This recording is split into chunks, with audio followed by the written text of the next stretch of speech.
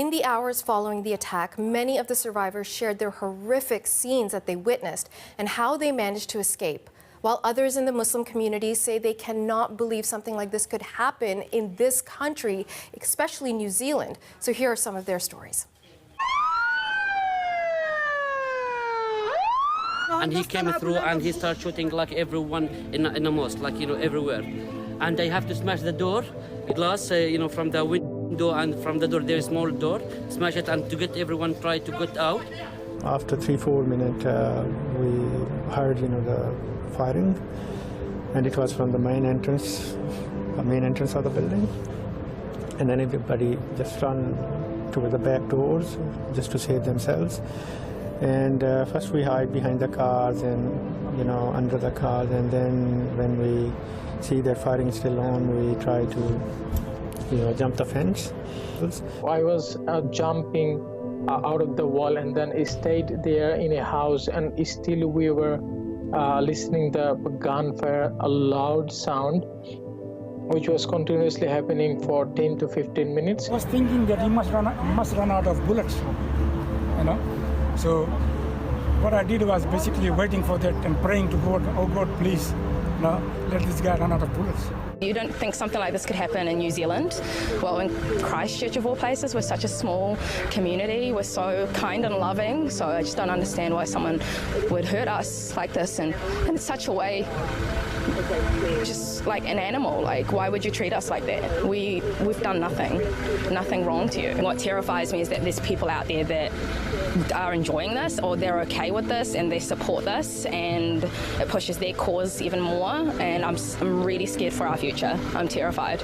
I don't know if I'm going to be feeling safe walking by myself wearing my headscarf, and I've never felt that way.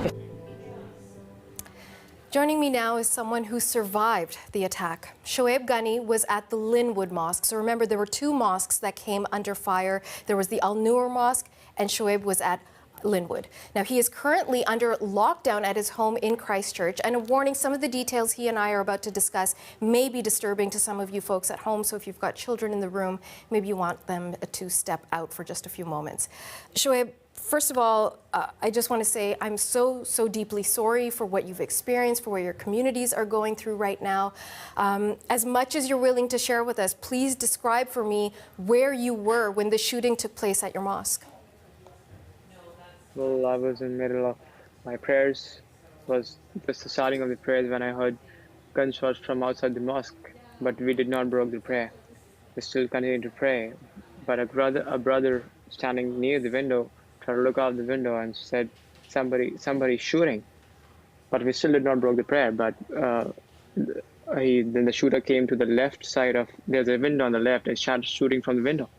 And I saw people falling on the floor with all bloods in their head. And everybody then knew that something is happening.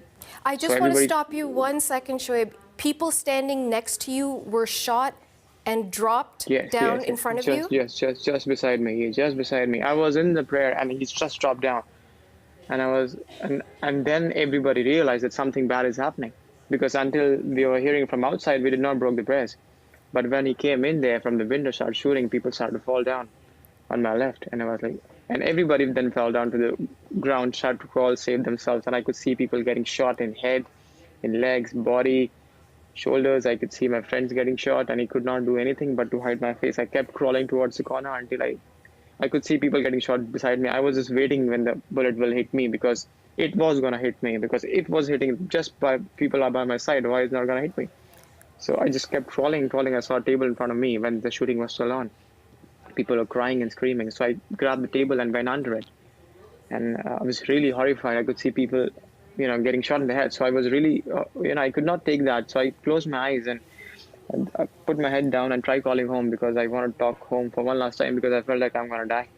So I tried calling home, but nobody picked up at my place. And who was at home? Who was at home that you were trying to call? My mother. And is your mother in Christchurch? No, she's in India.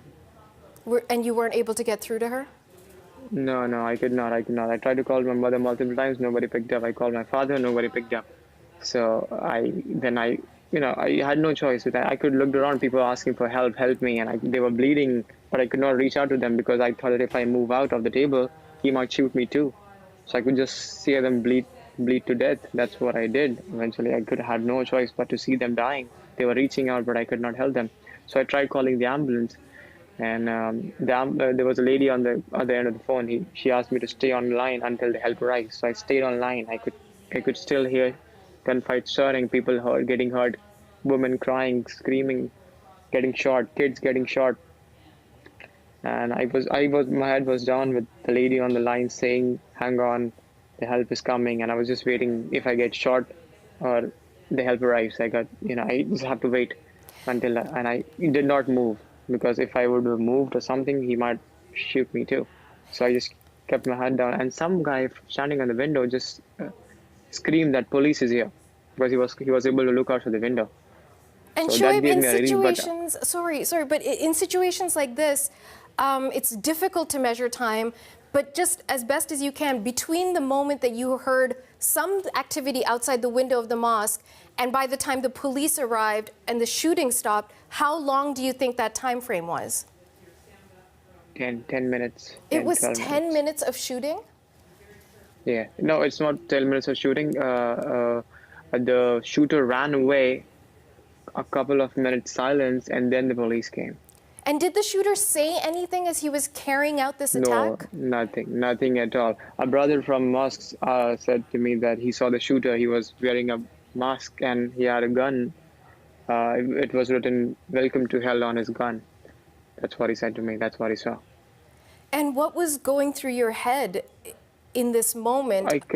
You always think of these moments as how heroic you can act when these things come, but you can't do anything at all. You just can see people dying in front of you and you try to save yourself. I could see people getting shot in head, brains out, and I just can't do anything. You just don't know what to do but to save yourself. And you don't even know how to save yourself. So I just went under a table. I was lucky enough to find a table. I just went under it and kept my head down, and I kept my phone on with the lady on the phone. And somebody shot. And after a few minutes, a lady shouted that police is here. The guy shouted that the police is here, and that was a relief. But then police came in, fired multiple shots. Probably that was police. I thought they saw the gunman running and they shot him, or they tried to chase him or whatever. And then the SWAT came in with all their guns, tried to survey the whole mosque, asked us to put our hands up on the head, stand up, checked us. And that is the moment when I stood up and see what is exactly happening in the mosque. I could see the carpets going red with blood, with multiple dead bodies. The police have put clothes on those bodies. I could see them.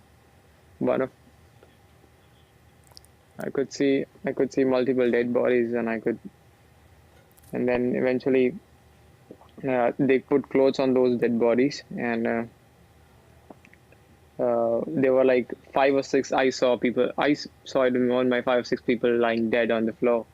There were more though, and a lot of people. One of my friends got hurt, got shot in his shoulder. He was in hospital, and one of my friends got shot in the back of the head. He's no more. He died on spot. So that was really horrific. The police came, they rescued us. They walked us through the mosque towards a dairy across the road, and we stayed in the dairy for 30 minutes. And I saw people crying for their husbands or their kids. They could not find them, or they are left in the mosque. They are hurt. They cannot move.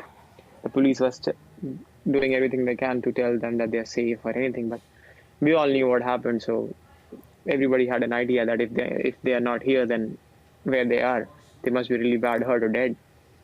So Shoaib, eventually they took her. How are you feeling now? It's still a day. It's horrific. just I cannot been a sleep day. or eat. Yeah. You can't sleep or eat. I just can hear headshots. I tried to sleep last night, but I could not. I just stayed up all night.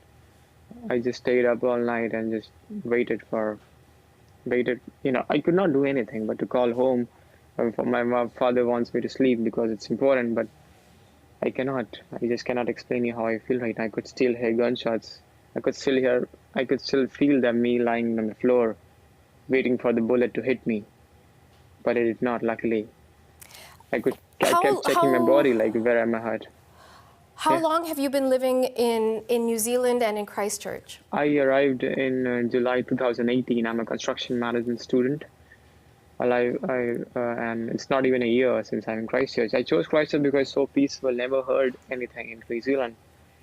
Never saw this coming. I never thought this would happen in Christchurch. That too, because Muslims are so minority in Christchurch. So I never thought that if anyone were attacked, why would it be Christchurch? It's so less people.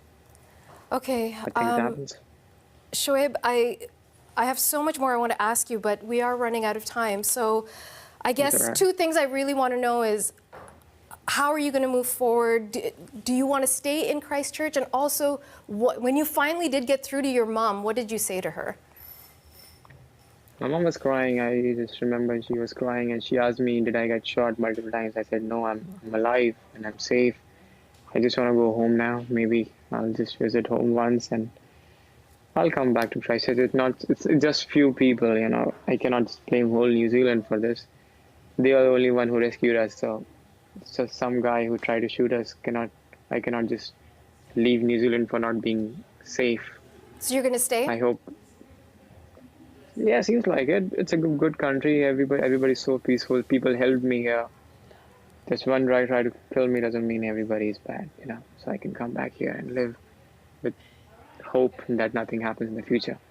Okay. That's all I could do. Well, mosques are closed, so. Listen, Stay home. Shoaib, let's leave it on that wonderful sentiment of hope. I am so deeply sorry for what you've gone through. I'm so sorry that you've lost friends. And I know that everyone, every decent human being on this planet shares their support and love and sympathies with what your communities have gone through. So thank you for making time for us. I hope that things get better soon. I hope you get some sleep as well. So thanks for making time for us. Thank you so much. Thank you. Cheers. Shoaib Ghani is a survivor of the Linwood Mosque shooting. He joined me from Christchurch, New Zealand.